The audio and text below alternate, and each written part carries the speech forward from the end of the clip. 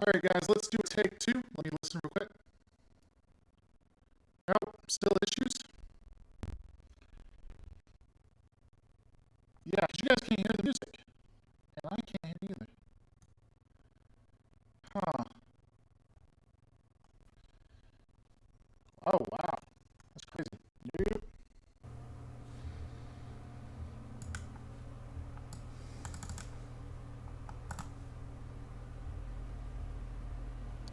All right, guys, let's do a take two. Let me listen real quick. Oh, still issues? Yeah, 'cause you guys can't hear the music. And I can't hear either. All right, can you guys hear me now? All right. So that was OBS. So what that was. God, I love recording stuff. All right, okay. Guys, let's do a take two. Let me listen real quick. All right.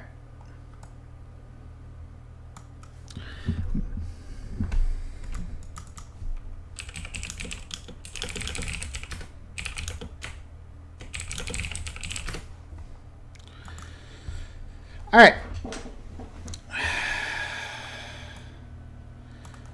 Now, everything should be working. Let me know if it's not. All right.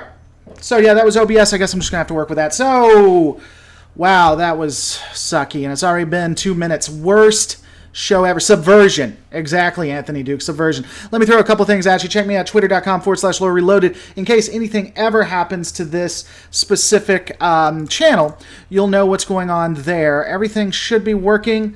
Yeah, what's going on, Ben Stone? How you doing? Also, by the way, for Super Chats, I started doing something similar to what Anti-Tracker is. I have animations for you guys. I got some coming of me later tonight, which will be fun. But I got iDubbbz, I have LaBouffe, I got a fairy and some Star Wars stuff, and some Star Trek stuff coming up. I think you guys are going to enjoy it. But let's get right into all of this great stuff we've been talking about. The Omega Directive. Now, on Friday, I'll be doing a break-off. I'll be doing a breakdown of the Omega Directive and the episode that it was about, specifically with Voyager and things like that. But I've been thinking about the Omega Directive, and it's something that not only did a patron supporter ask me about, but it was something that has been requested just on different episodes as well. And my thoughts on the Omega Directive, how it works, where we should go with it, things like that. At first, when I heard about the Omega Directive, and when I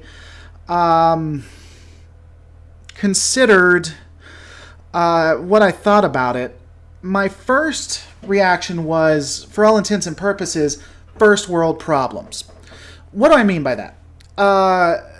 The Federation is so worried about losing its ability to go to warp that it is more than willing to sacrifice everything it's worth. The Prime Directive, other civilizations, scientific research, willing to throw all of it away just so they can continue to have warp technology. Now, when I rewatched it, and the more I thought about it, I don't think I was right in that reaction. The Omega Directive, for all intents and purposes, overwrites everything. You are allowed to do anything you want to do, even if it's against the Prime Directive. And in retrospect, I think that makes a lot of sense. What's up, Brew Monks? By the way, OBS was messing up, so I'm going to be calling you after this to get that fixed. Consider this when it comes to the Omega Directive. The Omega Directive is to protect spacefaring species. Now, you have entire planets that will base their entire trade, everything they do, on other planets and other technologies. And so what would happen if you had a planet or, 1,000 planets that completely relied on trade from other planets for them to sustain themselves. And then all of a sudden, the Omega molecule comes by and just completely wipes away the ability to warp, to use anything but sublight speeds. So I can kind of see it from that point of view. And the more I think about it, the more I can understand why, and even see how the Starfleet and the Federation are justified. Anthony Dukes, this episode was very campy. Yeah, it was kind of campy. I'll agree with that. Ben Stone is very confused. If you haven't watched Star Trek, this is within the lore. This is not starter material. What's going on, Aaron Alexander? I am indeed back. Aaron Alexander, I was like, man, this isn't working, but I know that Aaron Alexander is going to want to see me, so I'm going to have to make this work, and here we are. Crimson Studios, always a pleasure to have Crimson Studios here, back with his channel. Keep in mind, Omega destroys subspace, not just warp travel, but subspace communication as well. I didn't hear or see that. They only, as far as I can tell, talked about warp. But if it damages subspace, which is what it says, I suppose that would make sense that it would hurt subspace communications. So let's go over the Omega Directive, and let's just walk through it one by one. I think that's the fairest way to go about doing this. So, where'd you guys go? There you are. All right, so what's going on, Shown More? Glad. All right, glad you're here. All right, Starfleet enacted the Omega Directive in response to the Lantaro incident, I'm sure you guys are going to correct me on that, naming it after the last letter in the Greek alphabet, chosen to signify the molecule as the ultimate threat not only to the Federation, but to every spacefaring civilization in the entire galaxy. If a starship were to detect an Omega molecule, the following procedure would occur. Now, here's one thing I want you guys to consider when we're walking through this. By the way, we got Determined Adar Gaming here with us. He is a sponsor of the channel. That's why his name is in green. And he says, hello, I was just watching one of your STO gameplay videos. Well, that rocks, Determinator Gaming. God, I'm so bad at saying names. Oh, kind of a cool thing, too, for you. Hey, see the logo I just put in, Determinator? You can do it. Just put the two little buttons, lore logo, and you, too, can use it. And any of my sponsors are able to use my logo and other emoticons that are coming through. So, let's walk through these directives. So this happens as soon as a ship detects an Omega molecule. First thing, the ship's computer would disengage the engines immediately and lock out all computer access, displaying the Greek letter Omega on every bridge console. Only the captain would be able to disable the lockout. How incredibly stupid is that? That was made by an admiral who has never served one moment in battle or on a ship. Because I can tell you, if I'm the Borg, or I'm any enemy that happens to find out about the Omega particle, first thing I'm going to do is send out a signal that makes it look like it's the Omega particle to disable the ship. Because that's what you've done. You've disabled that ship. That is the most ridiculous part of this entire thing. And we're talking about a directive that says the Prime Directive is stupid and you don't have to listen to it. What's going on, Vader Prime? So that's absolutely ridiculous. The first thing it does is it disables a ship. And only the captain can override it. That's what I'm saying, Tazungari. Or Tazungari, as they say in the French. Imagine you're in combat and suddenly Omega. Yeah, exactly. And that's exactly the first thing I'm going to do. We know the Borg know about this directive. Why they didn't use it, God only knows. And to your point, Captain George, just imagine if Janeway died in Season 1, then they're all doomed.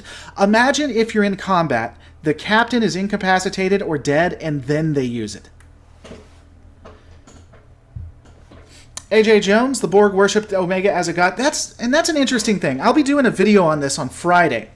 And that is an interesting point to it. And it's not exactly against the Borg, I don't think.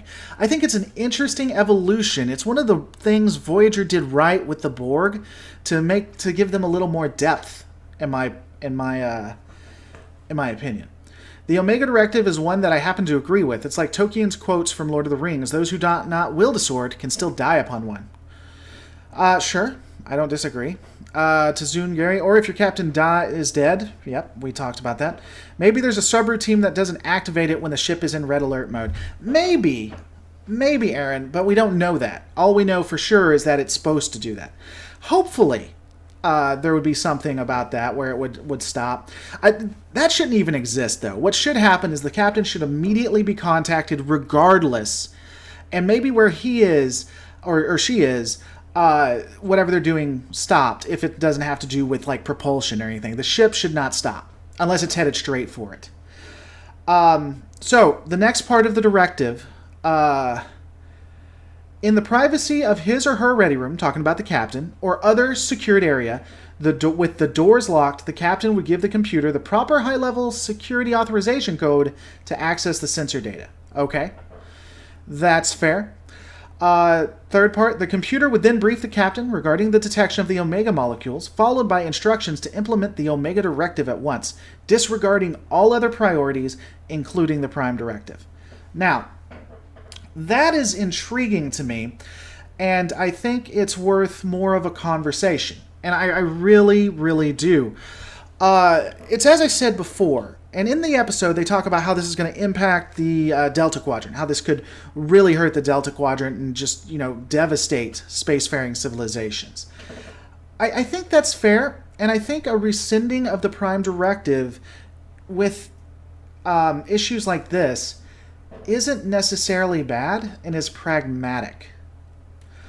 And so a lot of people, I think, expected me to get all bent out of shape because I don't like how the Prime Directive is handled in TNG, some of DS9, and most of Voyager. But I'm not actually against the way that this worked, honestly. Idris Ahmed, what if all of Starfleet knew about Omega? Well, so here's an interesting thing that they talk about. Apparently, Omega is known in the scientific world, and they theorized all kinds of things about it. And yet, the directive is somehow just top secret, I guess. That was a little vague for me, because they talked about how it was theorized you could use it to power entire civilizations with only like one of them, or one molecule, or two molecules, or something like that. And yet, this explosion happens, and everybody stops talking about the Omega Directive, and nobody questions that. Nobody's like, why aren't we still talking about the Omega Directive? That seems weird to me. What if well, we just talked about that. If it's such a sensitive and important directive, why would they put it on every screen and panel for the crew to see? You see, and that's another question, too. That makes no sense. I mean, I guess it makes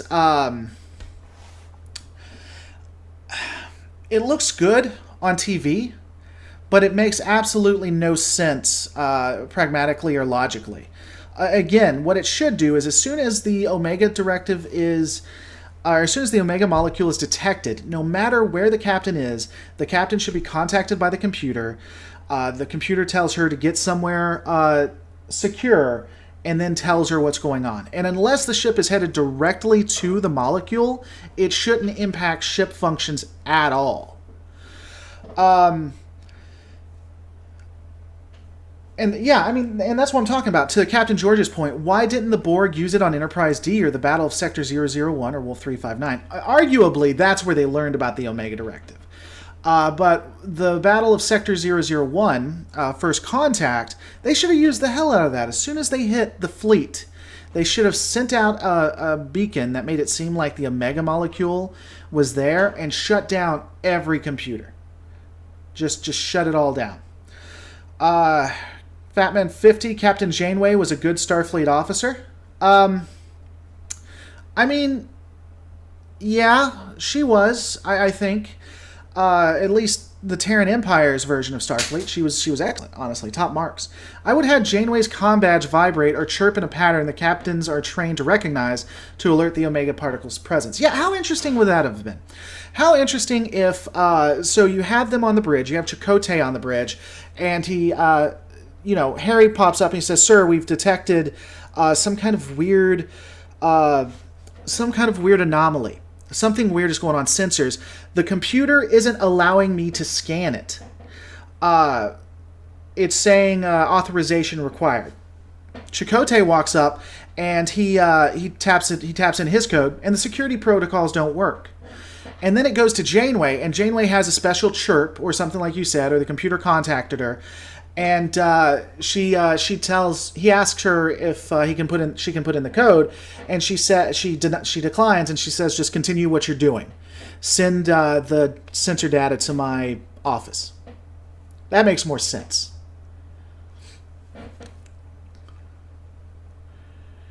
Janeway was awesome to watch on TV, but by Starfleet standards, she wasn't a great officer. I'm telling you, she was one of the greatest villains Voyager ever had. I mean, I absolutely love Janeway. I don't know what you're talking about. All right, so rescinding of the Prime Directive. What are your guys' thoughts on it? Again, personally, for me, I think it makes sense and it's logical because of how much damage not having the subspace there, how much damage not being able to warp would do to countless civilizations. Millions of people would probably die. I mean, millions upon millions upon millions of people would probably die. And so rescinding this makes a lot of sense to me. I'm not against that.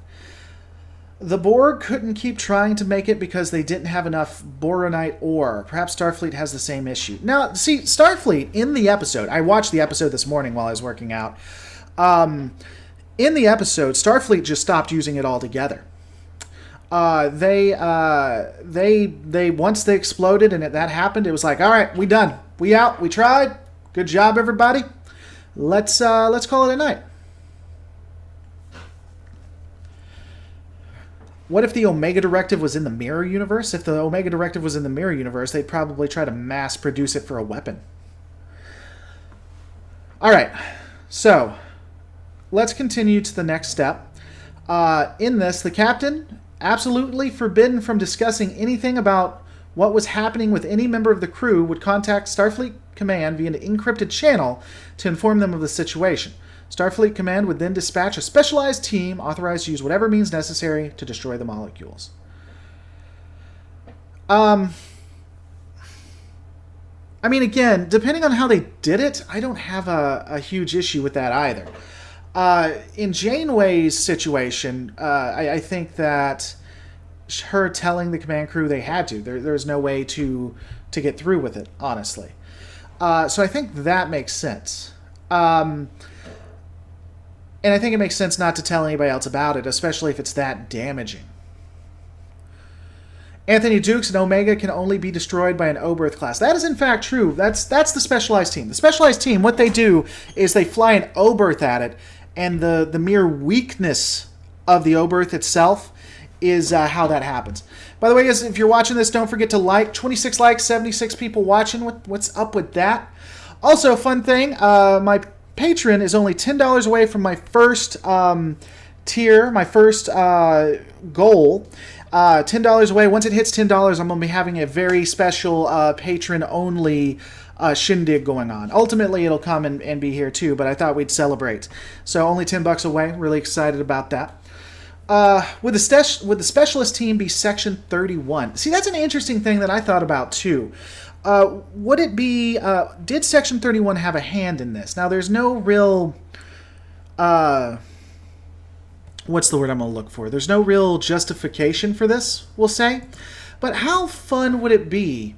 How interesting would it be if Section 31, once they saw just the magnitude that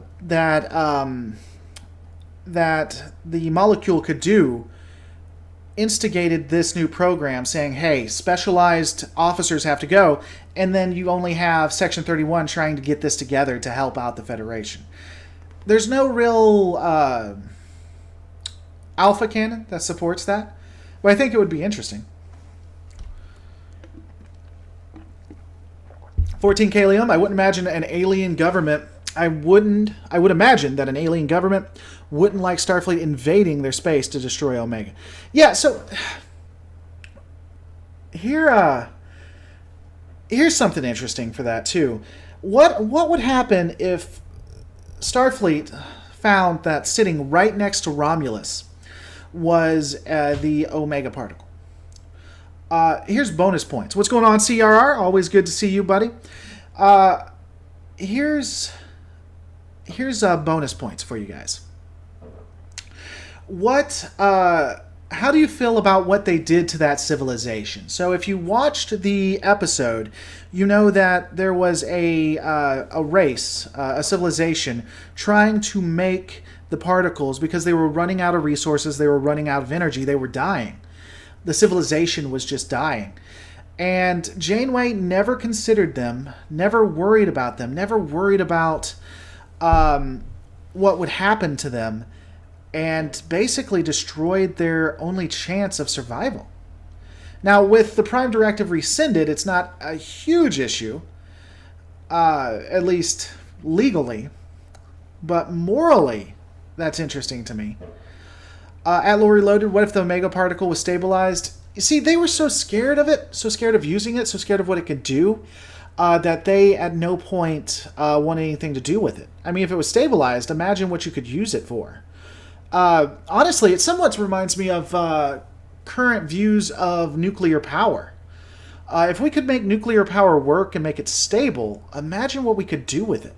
Imagine what impacts we could have on the world. But due to legitimate fear of how nuclear power works, we don't go that way. But if this was to happen on only being a directive installed by Section 31, talking about the Omega Directive, that would mean that Janeway was at some point involved in operations to that section. No, Seth Hero, not at all. Because what actually happens is that in normal circumstances, she simply would have contacted Starfleet Command, and then Section 31 would have sent. She would have just been a willing idiot. You know? So, Anthony Dukes helping out, by the way, guys. Super chats. It's how I make my bread. Thank you so much. He says they used Omega to make red matter in JJ Trek. I mean, is there alpha canon for that, or is that just what you're saying, what you think happened? And that's an interesting point, too. If you're willing to use red matter, then why... I mean, I guess red matter is less destructive than the Omega molecule. But still, you know, one can do damage as can the other. By the way, I now have Super Chat rewards, so you get to choose what would you like to see. Anthony Dukes, Shia LaBeouf saying just do it, a fairy, something from iDubbbz, or a random Star Wars. And just let me know in the comments if you want me to do any of them. You'll have me dancing sometime soon. There is no way Section 31 would ever hire anyone as evil as Janeway.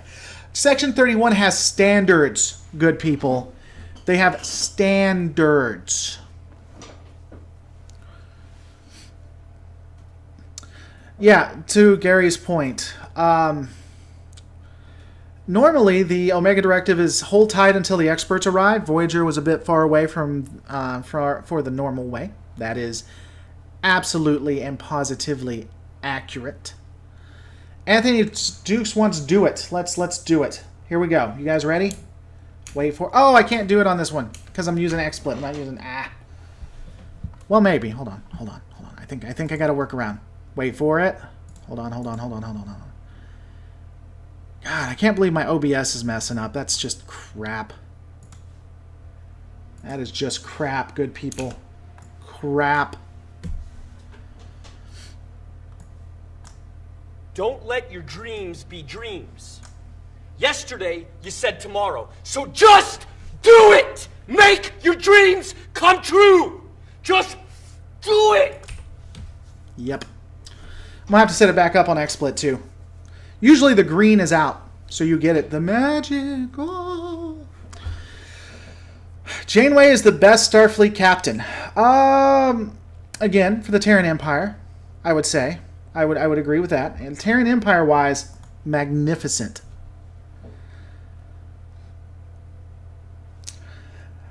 Ichigo Kurosaki. I always laugh at everyone calling Janeway evil. It's humorous, but I don't get the reasoning. Is it not just bad writing? So here is I don't think Janeway is evil. I think Janeway is a tragic character.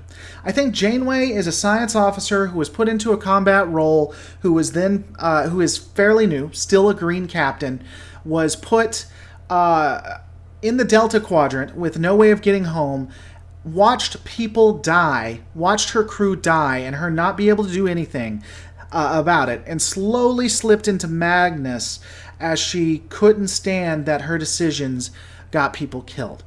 There's quite a few justifications behind it, including, and again, inconsistent writing or bad writing is fine. You can say, well, she's that way because it's inconsistent writing. You could say it's that way because it's bad writing. Regardless of what the writing reasons are, it is what it is. If, for instance, you have a character and you make them racist, and you say, well, that character isn't racist, the writing is racist. No, the character is the writing. The character is the story, is the plot. And so whatever the writing says is what that character is. Bird of Prey, is there canon that she was a new captain at the start of the show? There is, in fact, alpha canon that she was newish at the start of the show. We see her in multiple time jumps back, multiple whatever it's called when we go back and look at the past, with her getting Voyager as one of her first commands, talking to the admirals, the admirals being very proud of her talking about putting the ship through its straits, that she was new to all this, but she's one of the up-and-comers. And so there is actual alpha canon that supports her being new.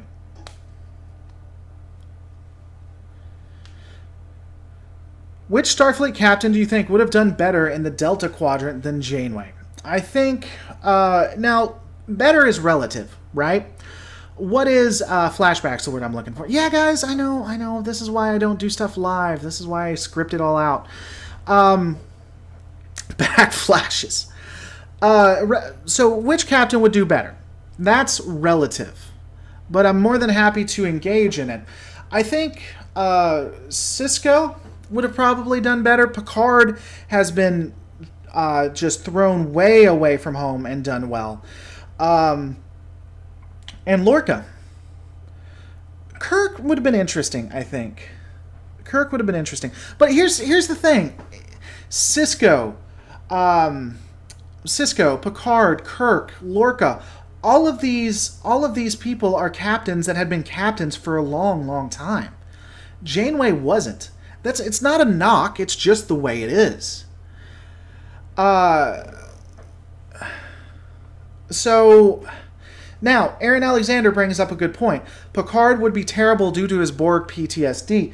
Assuming this happened after Best of Both Worlds, once they got to the Borg sector, the sectors with the Borg in it, yeah, we may have had a couple of bad days. I could see that.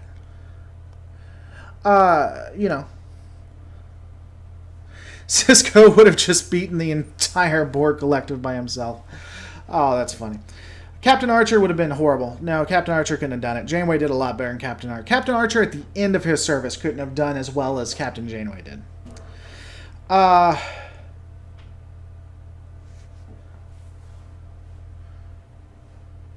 DS9 was Sisko's first command. I'm not so sure about that. I question that, good sir. I question it. But even if that was his first command, I still think he would have done better. Oh, so someone brought up SF Debris. Here's a hilarious one. So the guy who played the captain on Adama. Who played Adama? Battlestar Galactica Reimagined. Edward James Ohms. There was Edward James Olmos. There was actually there was a rumor that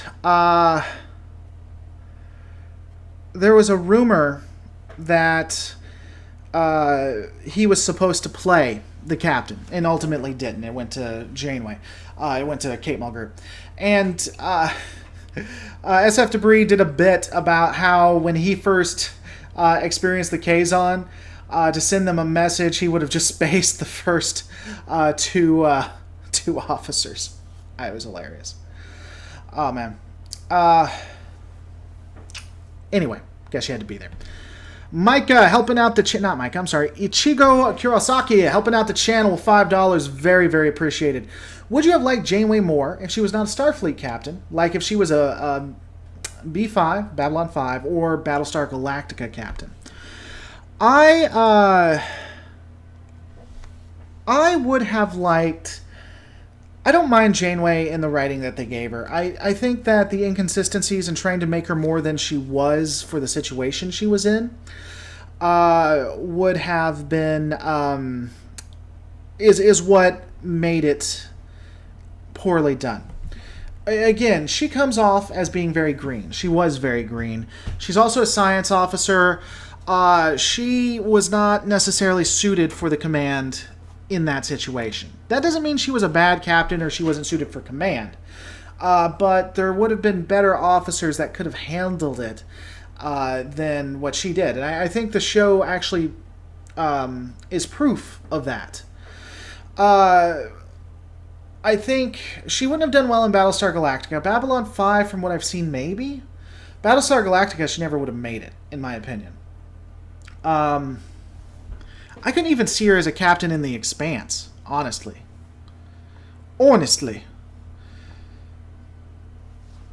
Forget the captain. Who would have been the best officer for this?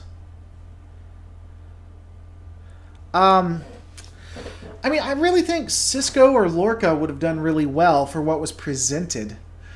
I'm not sure. You know, and here's the thing. Just because I say that Janeway wasn't prepared for this, and Janeway, you slowly see her slipping into madness because of how she couldn't handle it, that doesn't mean that I'm going to have somebody that could handle it. Anthony Dukes, Chakotay was the worst first officer of any series. You know, the more I watch Voyager, the more I honestly don't hate Chakotay and his skills a lot of the time. He's a hell of a diplomat, oftentimes better than Janeway. He's a good tactician, oftentimes better than Janeway. What's going on, Darth Revan? Chakotay has a lot of advantages. And I wish they had played off of that, saying with a power struggle between Chakotay and Janeway. I think everybody falling into line was a misstep, and I think they could have done better than that. Laughable Larry, all you guys saying Janeway was a bad captain just don't understand. We don't understand, guys. We don't get it. No other captain had been in that situation before. She did a pretty good job with what she had. No other captain had been in that situation. Picard had never, ever been pushed away. When you saw in Q-Who where Picard was thrown across the galaxy, maybe not into the Delta Quadrant, but across the galaxy, that was your imagination. That was completely and utterly your imagination. When you look at Picard again, when they use the subspace drive, or not the subspace drive, but when they use the drive with the Traveler, and you had that idiot engineer who wasn't doing anything, but it was the Traveler, and they went into another dimension that wasn't even space. They traveled so far. You were not watching an episode that was similar to what happened to Janeway. You were having an aneurysm. It never happened. Never. When Sisko went into the Gamma Quadrant and found the wormhole, that was in fact you having died. You are dead. Bird of Prey helping out the channel for $2. This is a pet peeve, but Lorca was not a captain. Lorca was a captain. He was a captain of Discovery. Unless you're saying he doesn't have the rank of captain. He might not have the rank of captain. Laughable Larry, he was in part of the galaxy for like an hour. Laughable Larry, I agree. I agree, Laughable Larry. Picard got thrown to another part of the galaxy far, far away, would have took years to get back, and within an hour was able to get home. He was able to get... And it happened to him multiple times. Multiple times. Where he got lost, got so far out, and got home in the sum of an hour.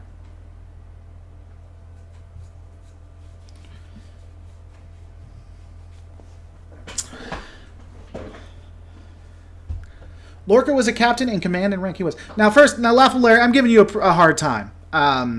You know, I like joking with you, buddy. I do think that you can make the argument that it happened to other captains. It quite obviously did. It happened multiple times in TNG. I think it happened in Discovery. Not Discovery. In DS9 once or twice. But to say it never happened to anybody else is I think, silly. Because it did. It obviously did. But I like giving you a hard time. Me and Laughable Larry, we like going at each other. We like it. The Lorca we saw on Discovery was the Terran double. Captain Lorca was dead. That's, in my opinion, semantics. First off, I think Lorca in the Terran Empire, when in the Terran Empire, was probably a captain at one point. But he was captain of the Discovery. Now... I mean, I guess you could say he wasn't a true captain. He was an imposter, I suppose. I guess I kind of get where you're coming from. Best crew equals Sisko, captain. Spock, first officer. LaForge, engineer. Bashir, doctor. Helmsman, Sulu, and Paris. So they're just going to switch out. Tactical, Worf, and Tuvok. Brennan was never first officer. Oh, she was first officer. Yeah, she got her captain killed. Sisko being captain, I'd agree with. Spock, first officer. Okay. Gonna disagree with you on LaForge as engineer. I think O'Brien is a better engineer. Bashir, we're agreement, and Doctor. Helmsman, I don't care too much about. Sulu or Paris works fine for me. Tactical, Tuvok, security, Worf. Those two need to be different. You need to have those two different. By the way, thank you so much, guys. I'll be happy to play one of these. It's going to be a green screen, though, because I haven't set it up for XSplit. I'm going to get OBS working for next time. Everett Johnson, $20. Thank you so much again, guys. I'm going to have a video coming out about this, but it's stuff like this that really ensures the channel continues to thrive. I couldn't do this without your guys' support. Everett Johnson, I was disappointed that they didn't have a Mirror Universe episode with Voyager. I'd have loved to see her create her own empire. What are your thoughts on how different things would have been if she saw a reflection of herself? I don't think they could have done it with what Deep Space Nine did to the Terran Empire. Unless maybe... So if I want to keep DS9, DS9 where the Terran Empire has been all but destroyed... How I would have done it is maybe have the Maquis have allied with the Klingon Empire, the Klingon Alliance, Klingon Cardassian Alliance, whatever the hell it was called, hunting down Janeway. So you have Chakotay hunting down Janeway. So we have a reverse of the roles there, and then they're thrown into the Delta Quadrant. And both sides are, for all intents, evil. And so they come across the Borg Collective, which in the Mirror Universe would have been the Borg Cooperative or something like that, and actually turn Seven of Nine into a slave and turn most of the Borg into a slave. That would have been interesting. Now, if we're saying that the Terran Empire continued to persist, we remove Deep Space Nine from the mix. And the Terran Empire continued to thrive. And so now you have Warship Voyager meeting regular ship Voyager. That could have been really... that would have been really interesting, I think. Especially had you...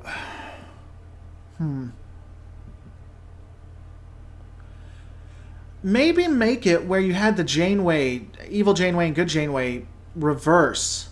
Kind of like what happened. You know what you could do? Do a homage to Mirror Mirror. Not Mirror Mirror. Do a homage to the old series, the original series episode. And so you have Janeway, you have Tuvok, and Paris, and they switch sides, and just do a homage like that. That would have been interesting to do, and maybe even. And here's another piece to it. Have Janeway go through what evil Janeway is doing, and see that she's not as dissimilar as evil Janeway. That she didn't go as far as evil Janeway, but she did things that Mirror Universe Janeway would have been okay with.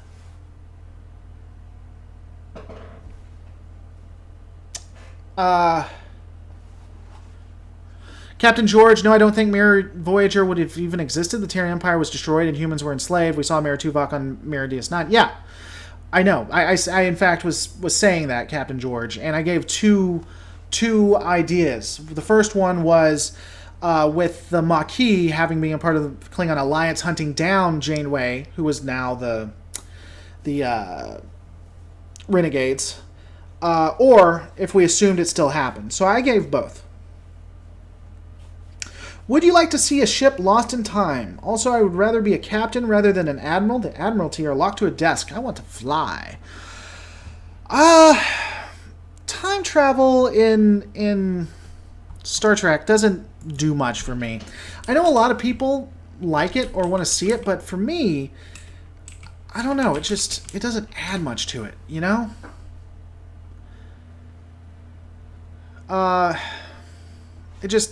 There's not a lot there for me. Tuvok was a good offer. I like Tuvok. I thought the character was good. Would you like to see a ship launch? Well, I already answered that one. Lore, I remember the original series episode. The Enterprise ended up on the rim of the Milky Way galaxy. Josh, buddy. Josh, that is impossible. That is no other captain. I have been told by Laughable Larry, no other captain has ever went through what Janeway went through. That episode does not exist. You, sir, are a liar. Admiral Kirk getting demoted back to captain was great so he could fly again. Yeah, if not completely unrealistic in my opinion. Once you get to Admiral, can you be demoted back to captain? That was unrealistic. I got what they were doing. I got why. And it fit with the character of Kirk, but it didn't really fit in the world of Star Trek, if you ask me. Especially given how militaristic Starfleet was during the original series. What I love is, if you look at the original series, how militaristic and how even risque they were in comparison to the Next Generation. You know? Yeah. Laughable Larry knows I'm messing with him. I mean, if I thought Laughable Larry was taking it serious or he thought I was serious, I'd stop or apologize. And if you're taking it seriously, Larry, I'm just messing with you. But I get on stuff. Zachriel, usually it ends in separation from the service. Exactly. That just creates too much confusion, in my opinion. So you have an admiral that does something that should get him fired or is something that deserves to get demoted. He should probably leave command. Because at that point, if you break him down, bust him back down to captain, he's been an admiral for so long, people would be confused. They wouldn't know to follow him or not. It would just create a lot of discord. Emperor 15, you missed the party, buddy.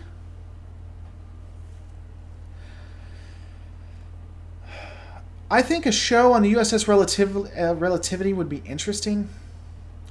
Yeah, I'm just not seeing it. I mean, if there was a show that came out that was Star Trek Relativity that was about time travel or about the time agents, I would watch it. I would give it a chance. But I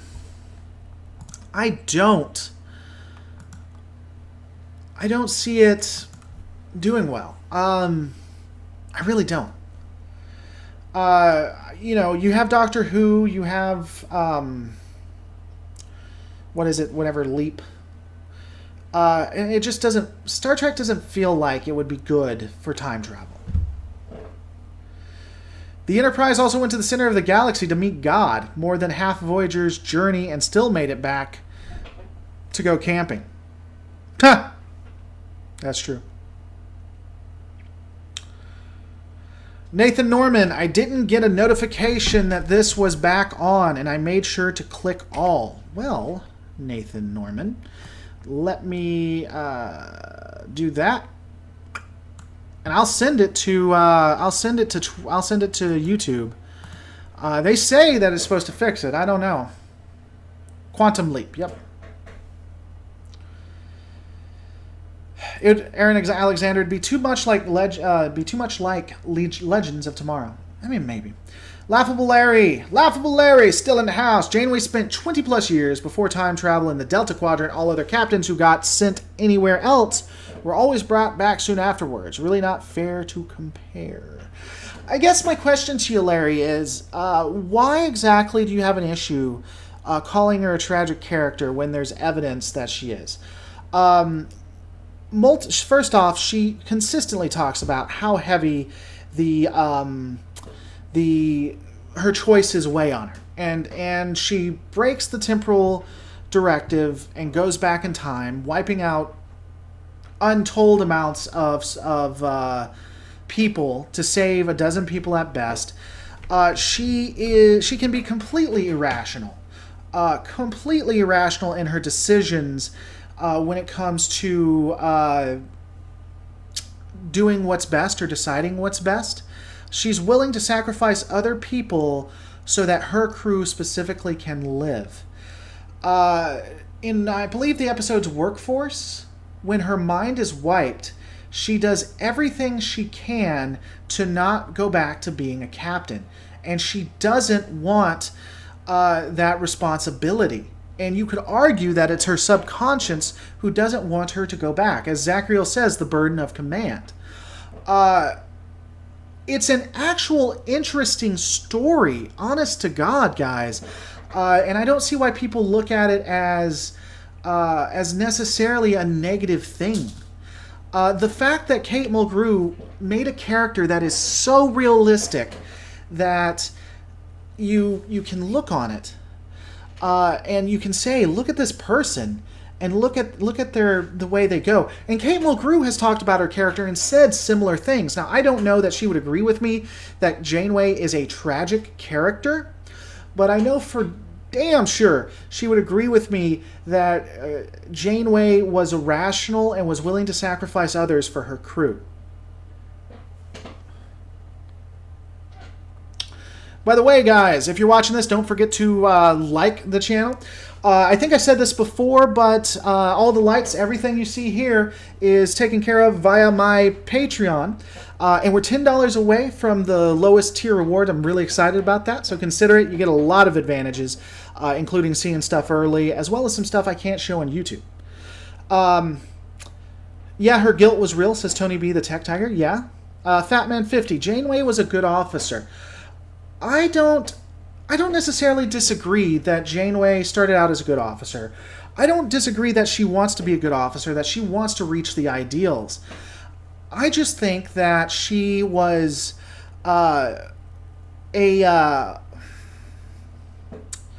she was a couple of things in universe.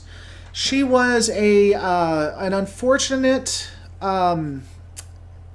What happened to her was unfortunate and was a victim of her circumstances.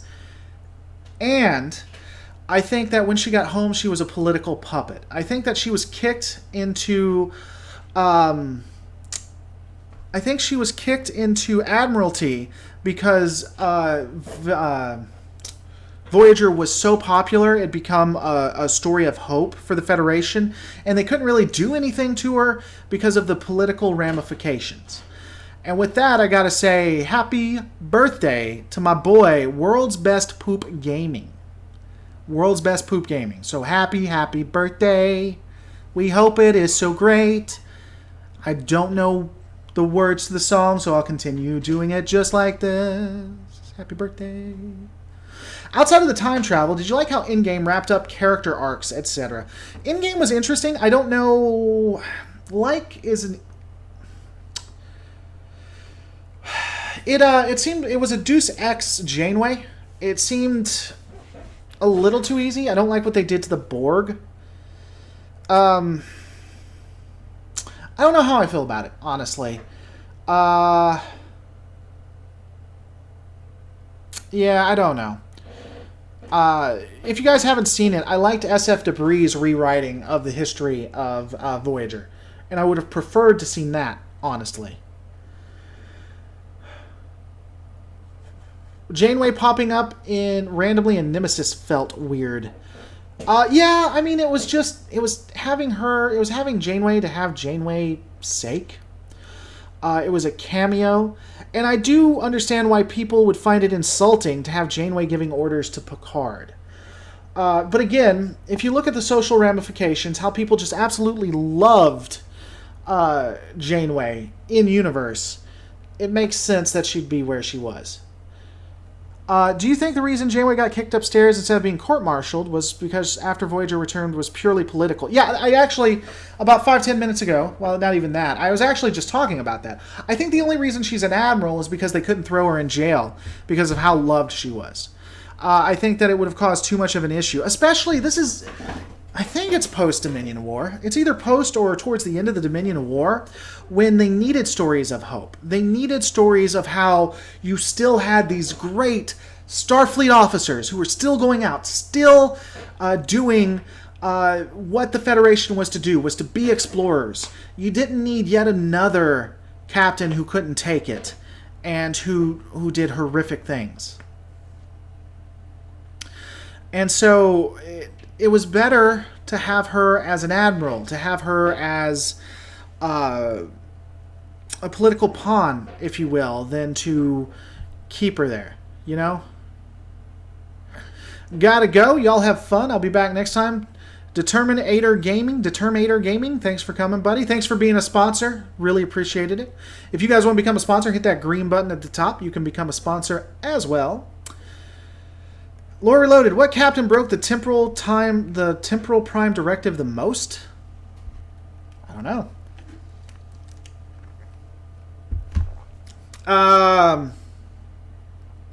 If not Lorca, if we're not calling him a captain, then I'd say Janeway. I could be wrong. I mean, you guys would have to look that up. I don't know. I'd say Janeway off the cuff.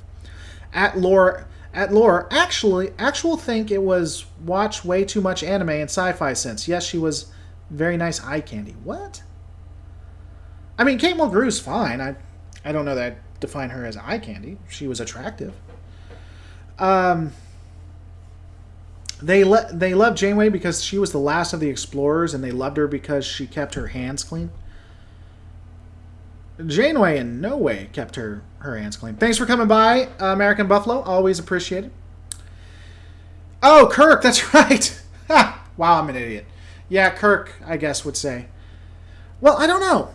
Kirk had some major involvements, but Janeway went back in the past more than a couple of times. What are your thoughts on Picard's PTSD due to his Borg assimilation experience? Do you think he ever got over it? I hope he addressed it after what happened in First Contact. I hope he saw his issues. Oh, Laura Actual. There's someone named Laura Actual. Okay, that makes a lot more sense. Picard. Picard having PTSD was realistic. It was appropriate. I liked it because I thought that's how you would act if that's what happened to you. So I did appreciate it being added back there. And yeah, the fact that it's Laura Actual, I thought they were talking to me when they were addressing you, obviously. What do you think of the Star Wars Resistance, the new anime-inspired Star Wars show coming to Disney? I haven't seen anything about it.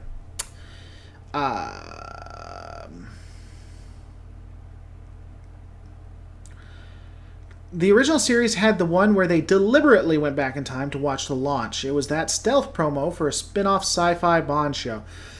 Okay. Yeah, I remember that. He had didn't he have a pen or something? Kind of reminded you of Doctor Who.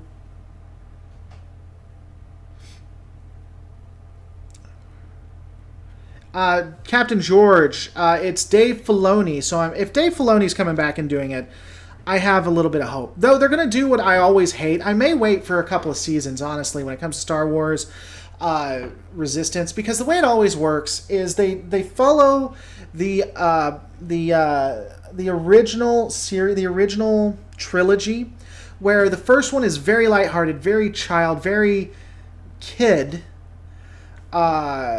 And then it slowly gets darker as it progresses. And the later seasons are just phenomenal. You saw it in Star Wars Clone Wars. You saw it in Rebellion. Or Rebels, not Rebellion. And I'm sure you'll see it in Resistance.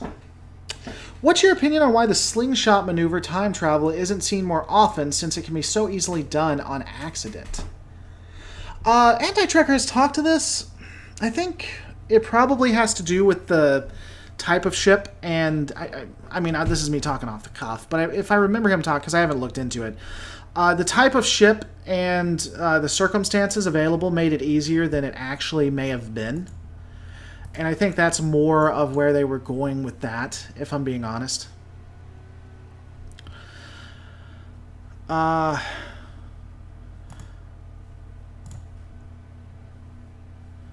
Captain George, it's about the sequel trilogy. Well, that's fine. I mean, all of the cartoons follow, it's not plot. I'm not talking about plot. I'm talking about they follow the way the original trilogy did things. The first movie was all lighthearted. You see Luke in all white. The second one, it gets a little bit darker. You see Luke in gray. The last one, it's completely dark. We're ready to go. You got to save the day. Luke's in all black. I'll agree that the second movie in the trilogy was the darkest of them all. But it starts out lighthearted and it progressively gets more adult. Have you ever thought of covering the lore of some anime and American sci-fi, such as Dimension Fortress Macross, and cult classics such as Space Battleship Yamato? I have. I don't think it would be good on this channel, if I'm being honest. So once I get my finances stabilized, once I feel very confident that my kids will eat at night with me doing this, I may open up another channel, which will be like Anime Reloaded or something like that. And I'm going to do nothing but anime. Captain George, I get it now, from hopeful to dim. Well, I mean, not necessarily hopeful to dim, but from 2-year-old to 31-year-old. You can call that hopeful to dim, but from kid to adult. Functional. Darn, was playing STO and didn't see you go live. Why aren't you always watching? You need to consistently watch. By the way, if you guys are Star Trek Online fans, I'll be having one of the developers from Cryptic coming on. Will be on this channel very shortly to walk through the entirety of the plot and everything, what's going on, and the Victory is Life, which I'm really excited about. What's going on, Marlena? Hey, everybody, calm down. We can now get started. Marlena is here. The party has started. Just letting you know.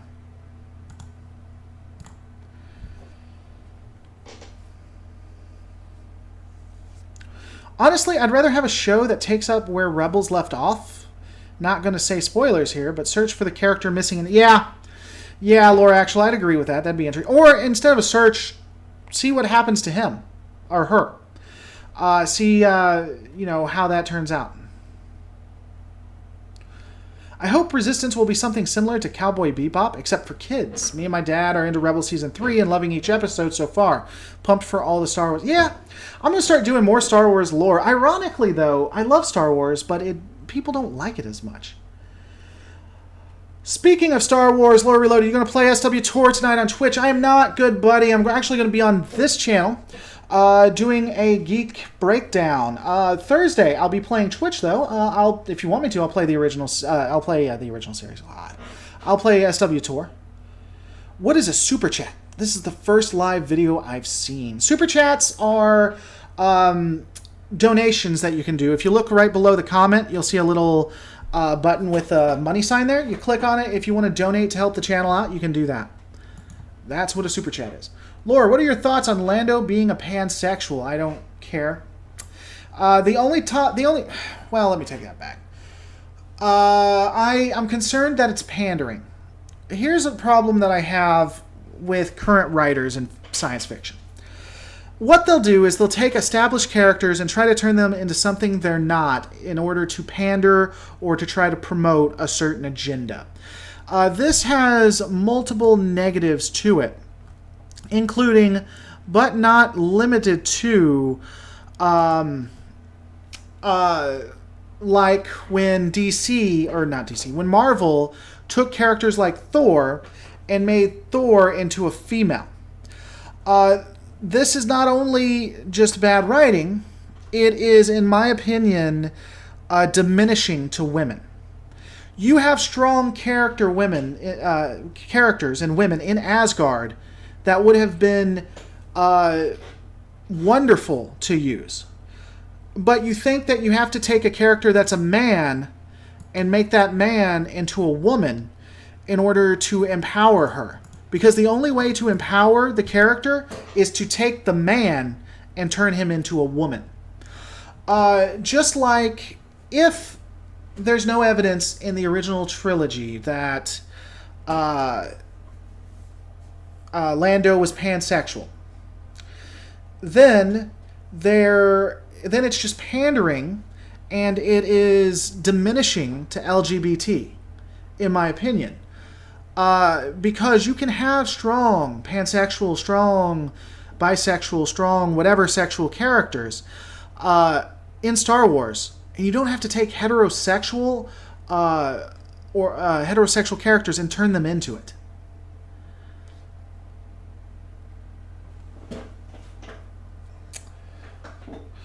The pandering issue reminds me of Doctor Who, specifically Bill, who they went out of their way to make a lesbian obvious from the first moment you saw her. I'm not sure I know who Bill is.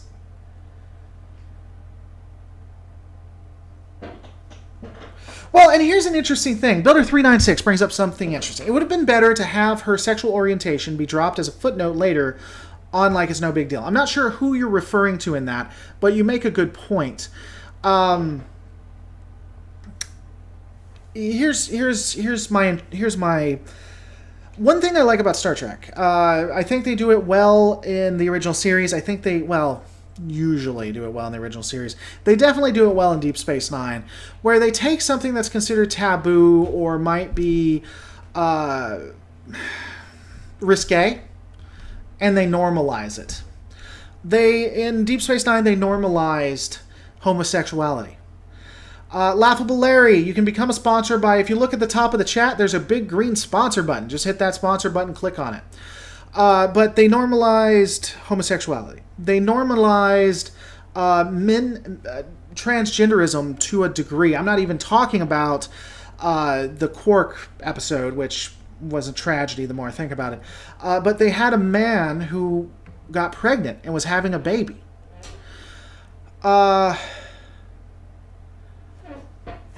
Yeah, and to Zoom Gary, the Division handled the lesbian character best.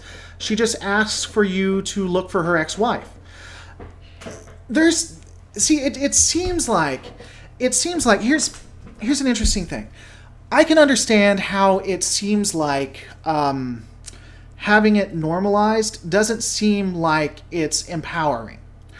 How having it normalized and just pointing it out seems blasé. But by normalizing it, by simply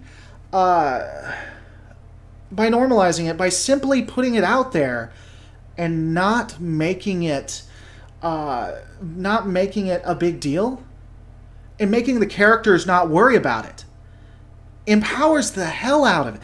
I got more in a religious home as a child. I got more out of a lesbian kiss on Deep Space Nine and me questioning my thoughts on that because of how normalized it was than any of current day fanatical left-wing propagandists could ever do. Jim Grant, thank you so much. I'm glad YouTube offers this to help YouTubers. I am too. They take a little bit more out of it than I prefer, but it's stuff like that that keeps the channel running. Jonathan Medina, when it comes to pandering, it's easy to avoid doing it with new properties. The Division doesn't have 40 years of lore to have to contend with. Sure, Jonathan Medina. I don't necessarily disagree with that, but what specifically prohibits Star Trek from moving forward with progressive messages?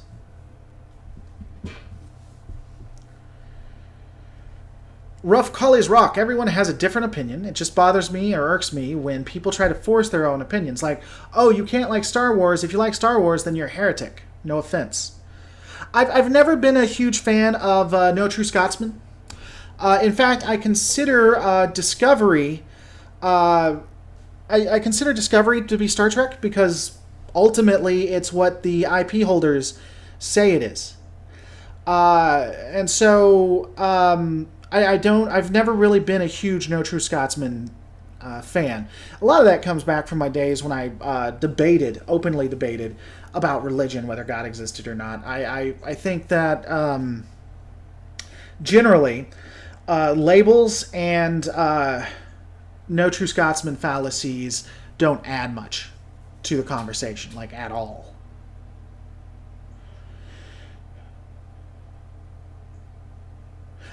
Discovery handled the gay couple well, in my opinion. I don't, is that later season 3? Because I don't remember.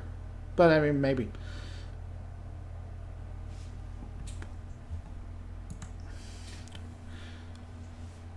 Do you support... I missed it. Where is it? Do you think the whole show of the Terran Empire would work, or do you think the Prime Universe is the only way that people like in Star Trek? I think a Terran Empire show would move away from Star Trek's point, or where Star Trek was going from. I think it would go from being lighthearted, upbeat, a bright future to a dark, negative one. I do think dystopia is what people like. I think it would probably do pretty well, especially since you can do almost anything you want. And I think it'd be interesting. It'd be one I'd more want to see a Terran Empire than I'd want to see a time travel.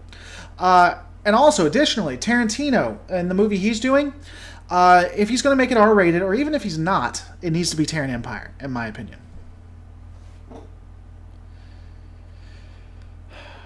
Gay people aren't immune to being jerks. Well, I mean, no one is immune from being jerks. So, when it comes to that, I've never really... I mean, you can be something and that have attributes, but a person's going to be what a person's going to be, and they're going to use whatever to justify it. You'll have religious people that go and kill people, and they'll use their religion to do it. You'll have atheists do the same thing. You'll have, straight people do horrific things. I mean, people are just people. Regardless of what they believe, they'll just use it to justify how they get there. So, yeah, I mean, I don't think anybody is quote-unquote above sin, right? As a saying. Calm down. Calm down. Discovery annoys me badly enough to say that it irks me because it muddied the water in the timeline and added a character that had an inexplicable relation to a core character, so now he has 2 siblings. Yeah, Builder396, let's drop the topic on that, man. I understand what you're saying, but let's just move past that. So not only does Discovery add another sibling, that's never brought up. Talk to you later, Rough Collies. Rough Collies, I'll be on tonight, brother, if you want to come on and hang out. But what was I talking about?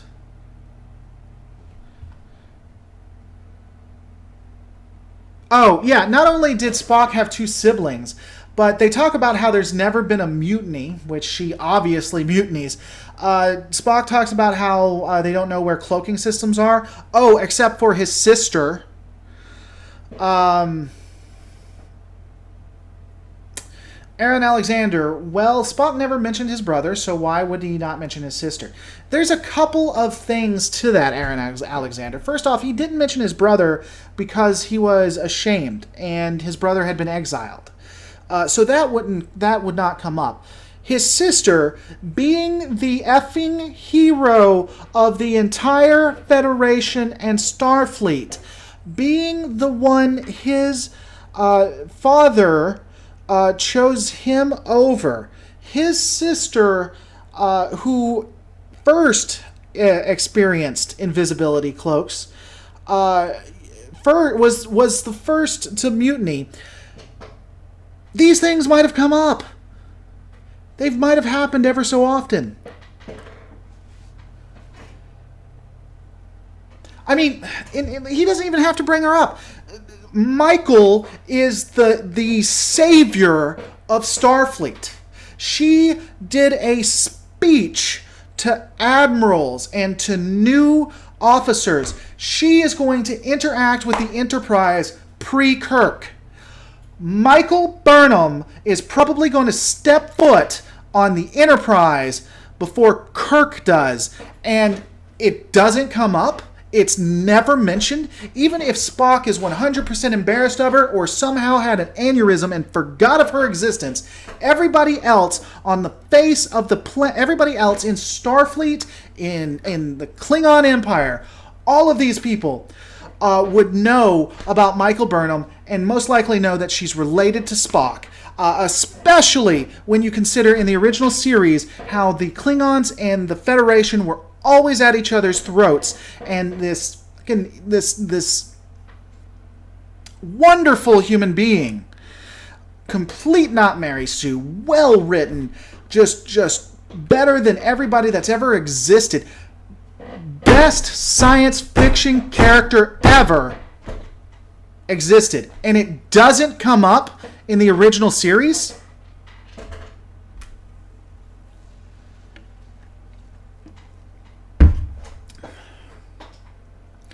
Hayner Tim. Michael Leith, talk to you later, buddy. Hayner Tim, in fairness, her mutiny might be the reason you never brought her up. Dang, you don't like Michael. No, it's not that. It's not that I don't like Michael. I don't care about Michael. I don't like bad writing. And this is bad writing. This is writing that does not have continuity. He's cute when he gets his temper up. Well, Jonathan Medina, I always want to entertain you, buddy. I'm always here to make you feel better, or to make you laugh. So I'm glad that I could be cute for you. Yeah.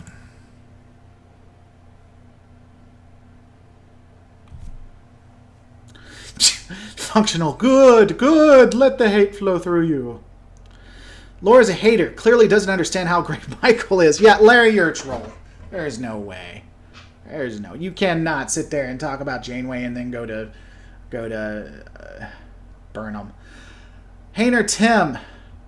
I'm surprised they didn't have a statue of her in front of Federation HQ. I do agree with you, Bad. Yeah, I mean, she should be known as one of the heroes of the Federation. So, Bailey Gregory, let's talk about, she has a boy name, why? It's obviously pandering, but I don't get too upset at the name. I really don't care all that much. And it could be an attempt to normalize that. To have what is commonly considered a male name on a female. You would call it subversion, but it may be another attempt to really more bring a unisex point to it. So I don't get upset about the name all that much. Builder396, it's not that uncommon for some names to be unisex or completely flip from one gender to another over long times. Of that I would agree. Samuel, that's really known. Jamie. I don't think Michael is one of those. But yeah. Here's the thing, guys. I'm going to be watching season 2. And I hope they turn it around. I don't trust them. But I do hope that they turn it around. I don't think they will, but maybe. I don't know. Michael, on her best day, looks like a talentless wimp compared to Ray. At least she is allowed to F up once or twice a season. She's allowed to F up once or twice a season. She's allowed to F... Okay, fair enough. I'll bite. When does she F up that it doesn't end in in just completely to her benefit? When does that happen? I did mention you, Bailey, because you're awesome.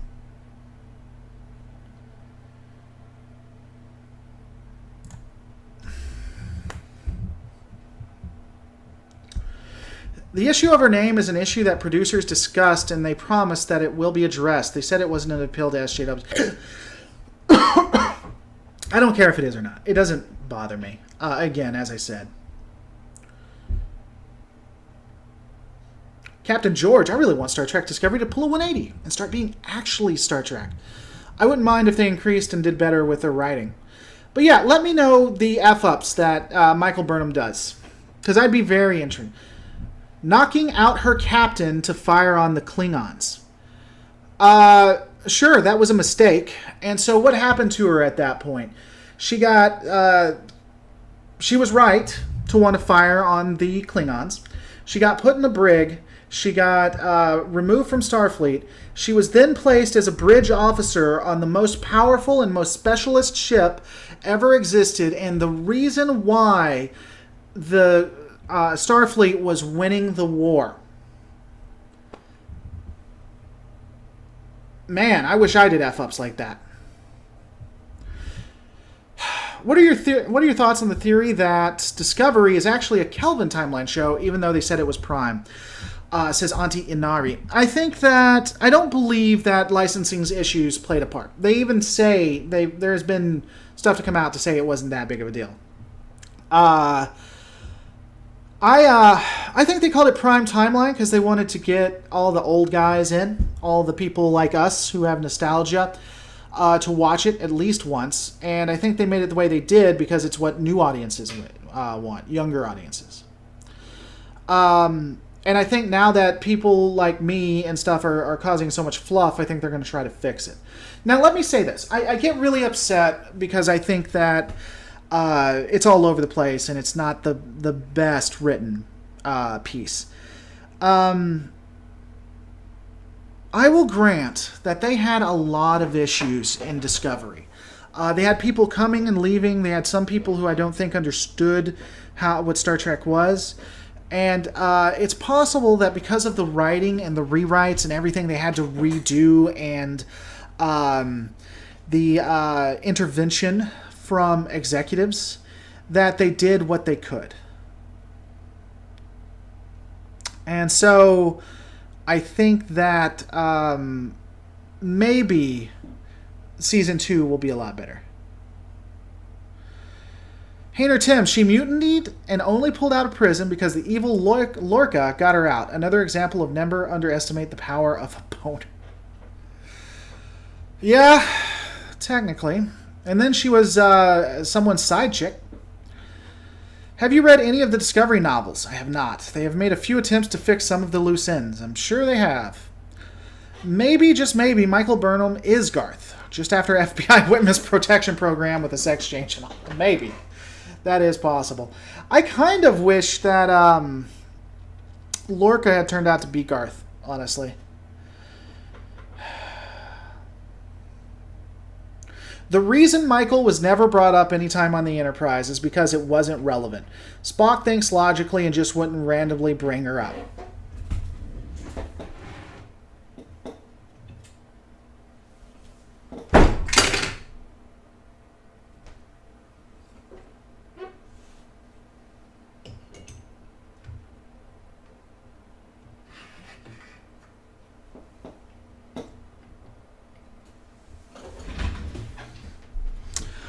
Okay, let's talk about a couple of instances where this might have been brought up. When being introduced to a cloaking device, it might have been pertinent for Spock to bring up his sister interacting with an invisibility screen. When discussing mutinies, it might have been pertinent to bring up his sister mutinying. When discussing conflicts with the Klingon Empire, it might have been pertinent to bring up his sister winning the war.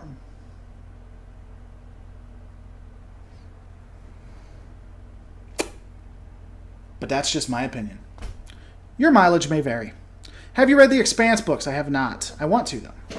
The Enterprise incident, Kirk was ordered to steal a cloaking device from the Romulans. Spock, I will not talk about camouflage Klingons used in the war 10 years ago.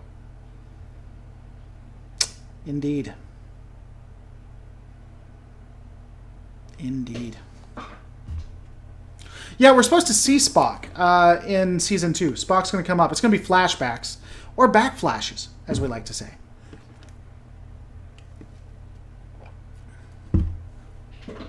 Maybe he didn't know. You guys are trolling me. There's no way. There is no, it is not possible. You guys are trolling me.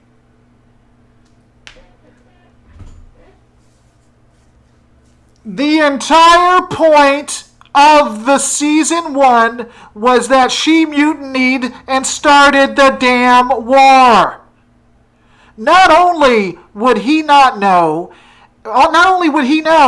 every person in the United Federation of Planets, woman, man, child, would know. And that's the last time I'm getting triggered.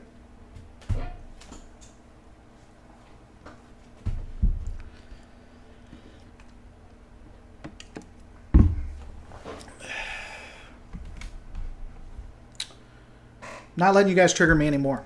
I know you're doing it on purpose.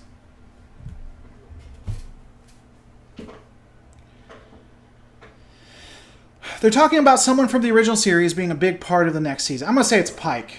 I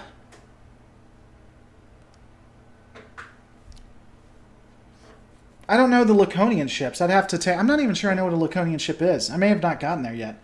But I do think we're going to see Pike. We're going to see Spock. For sure. And we might see Kirk. I don't think they should. I don't think we should see Spock. We don't know who they're getting to play Spock, but I really hope it's the movie Spock. I forget it. I forget the actor's name. I love him. I don't know if they could afford him, but that would be that'd be cool. Sebastian Wilkins. Any chance of a live chat with Daniel from Space Talk? I would love to do a live chat with Daniel from Space Talk. Actually, Space Talk has talked on commented on some of my videos, and we've talked on Twitter, and I think we've actually passed emails about. But you should tweet him and let him and encourage him. I would love to have Space Talk on the channel, or I'd love to be on Space Talk channel. Space Talk is an excellent channel. They're ones I look at like Space Talk, Temple and Institute as ways to model how I want to set my channel up. Yeah, I mean, Daniel, I'd love to have him on my channel. He's more than welcome.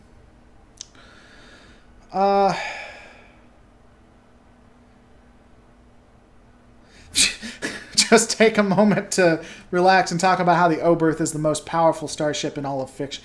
Oh, man. I don't have my gun prop where I'd use that. Zachary Quinto. Yeah, I would love to see Zachary Quinto as the Spock. I don't think they're going to do that. He'd be too expensive, but man, that would be very, very cool. I would be very excited if that happened. And hopefully Season 2 of Discovery will turn it around. I'm still holding out hope. Bob Francis 123 found your channel through Space Talk and Template. Did they give me a shout out, or did you just happen to see it because it was similar? I watch them, but I don't ever remember getting a shout out. I mean, that'd be very cool.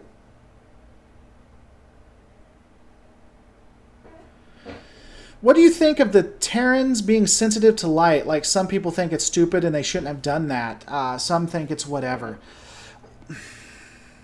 I'm not...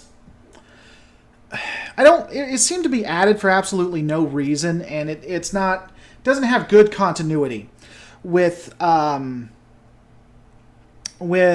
Deep Space Nine or the original series. That said, I liked it as a writing tool in Discovery. I thought that was very well done foreshadowing. With the exception of Lorca Terran Empire, with the exception of that, I liked later season writing. Because if you remember, in the Terran Empire, in the Mirror Universe,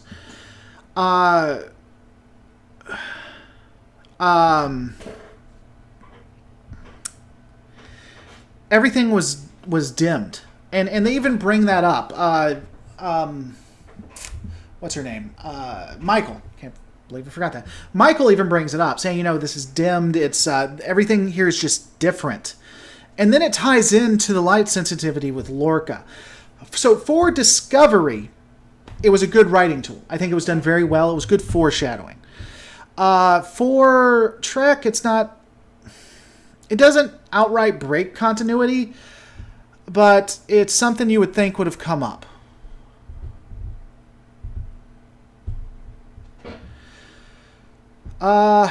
Let's see. Laura, did you hear that Tilly on Discovery is Janeway's grandmother, according to the writers? No. I don't care all that much either, though. Ow, my head hurts. I got a headache. Oh, you guys give me a headache. Ow. I'm probably never going to do that again. The age-old question, who would win, a Star Destroyer versus the Enterprise E? Probably Enterprise E, given it has the ability to transport people. I took it the writers were trying to be deep, like, oh, look, they're allergic to light. They're allergic to good. I mean, yeah, you have that, but the way they did it with the foreshadowing and everything was done really well. Do you think the Cardassians rebuild its forces? I don't. I think after the Dominion War, I think the Cardassians would... would forever and always, because they're in a resource... starved area. They just don't have the resources to rebuild to what they had. I think they become a part of the Federation. I think they become a part of Starfleet. And that's what happens. That is the only logical thing that would occur. At Lower Loaded, would the light thing affect combat efficiency, given that all weapons they shoot glow brightly? Yeah, you would think. And I mean, again, this is one of those things, like, if I'm fighting the Terran Empire, now I know exactly what I'm going to do, because they have the exact same...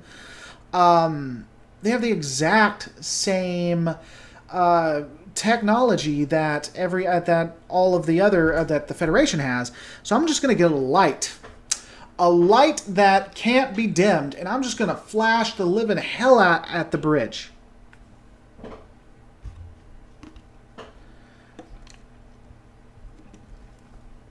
The Iconians are in Book 7, the Laconians. They reverse engineer proto-molecule technology. What's your favorite ship in Star Wars? That would have to be the what is it? It is a can't remember. I think Captain George likes it as much as I do. It's a Clone Wars variant. It has 2 bays. It has a command center, and then it has a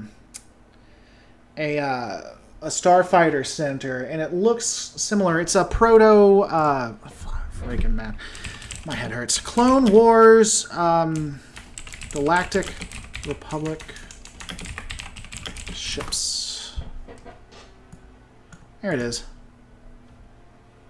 Venator class. God, why can't I remember that? I love the Venator class. Yeah, Venator, Captain George. Absolutely love the Venator class. It's my favorite ship.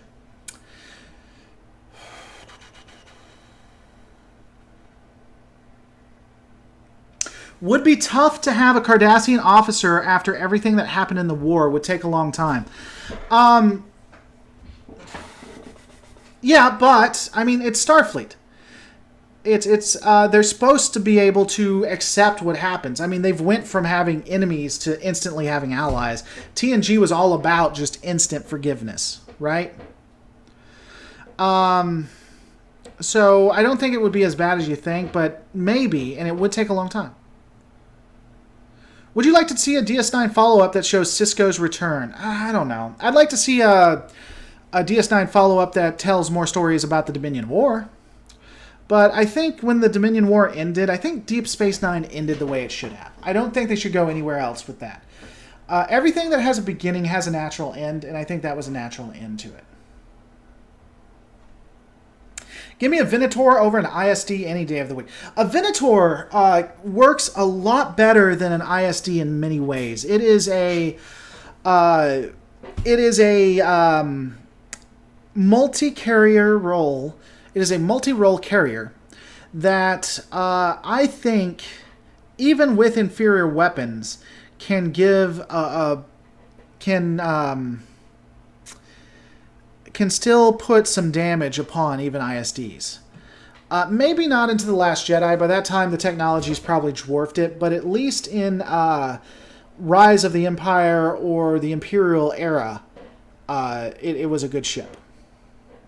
Do you think the various species keep building their own ships going into the 24th century and beyond? I do, Common Sense America. Now, I didn't think that for a long time. But my mind has been changed by several fans of the show. I do think that militias would still exist. I just think that when we see Starfleet and Federation, that's standardized. But I do think you still had local militias. Captain George giving a promo for his channel. If you want to take a look at the Venator and him breaking it down, just click on his name. Should be easy to see. It's the one in blue. What did they do with the female changeling they captured at the end of the war? Where could they have even kept her? They probably would have just kept her in a maximum security cell, specifically designed to keep changelings from escaping. I mean, Federation Prison is basically a resort or a spa, if you've ever seen it. So, I mean, she really was not doing all that badly. Unless Section 31 got a hold of her, and then it's probably a bad day. She probably would never see sunlight ever again. All right, we're going to be ending up pretty soon, guys. Well, and Bob Francis 123, I agree. I don't think the Andorians or the Vulcans would give up their shipyards, but I will say this, and I think it'd be very interesting. My pitch, my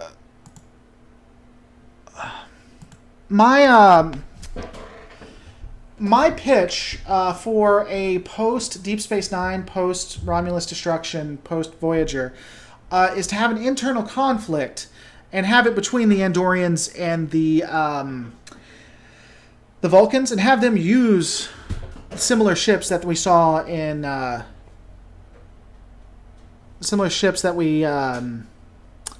saw in Enterprise. Would you join the Terran Empire or join the Resistance against it?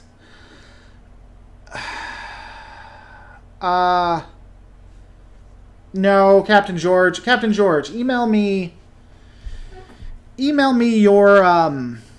video, and I'll try to share it if I get it before this ends. Email at james@lorereloaded.com. Would you like to see a Star Trek mirror? Oh, I'm sorry, I was talking about my pitch. Yeah, no, I already said that. Would you like to see a Star Trek Mirror Universe series post DS9? We already talked about this. I don't think it'd be very Trek. Trek is about upbeat, enjoying, watching. I don't know that I don't know that it meets what Star Trek is supposed to be. That said, I would love to see it actually. The Andorians still have the Imperial Guard, sure. Terran Empire, you have to constantly be looking over your shoulder. Oh yeah, would I join the Terran Empire or Spock's Resistance? Spock's Resistance has a better chance of freedom. Terran Empire, you have a better chance of living, especially if you're human. Well, greetings to you, Ed Appleberry. It is always a pleasure to be in the graces of Ed Appleberry. Thank you so much. A Star Trek mirror universe would be very nice. Kind of grim, gritty, like The Expanse. Yeah, people want dystopia, but again, that's just not what Trek was. Let's do this. Not there. Let's go. Captain Gregory Venator. Let's see. Captain Jack. There's a Captain Jack. No Captain Gregory? It's not Captain Gregory. It's Captain George. God, I'm an idiot. Man, my head hurts, guys. I think I broke me. Captain George Venator. There it is. Oh, I've seen this one.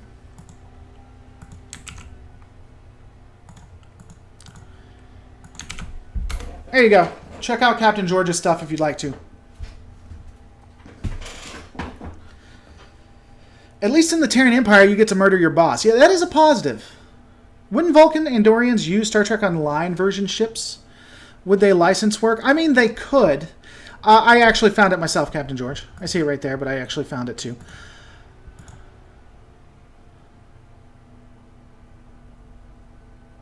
Star Trek Online has the license, but they're not necessarily do the canon. They call themselves soft canon, so it is canon until it's not. There's no reason that any of the movies or videos or anything would any of the series would do it from Star Trek Online. But if they did, that'd be cool. That'd be interesting. I don't hate that. You know? Alright, guys. I think we're going to end it there. I want to thank you guys so much for watching. Don't forget to rate, comment, and subscribe. And guys, I'm going to see you on the next Lore Reloaded. I'll see you tonight, too. Tonight at 9 p.m. Central Standard Time. So come hang out tonight.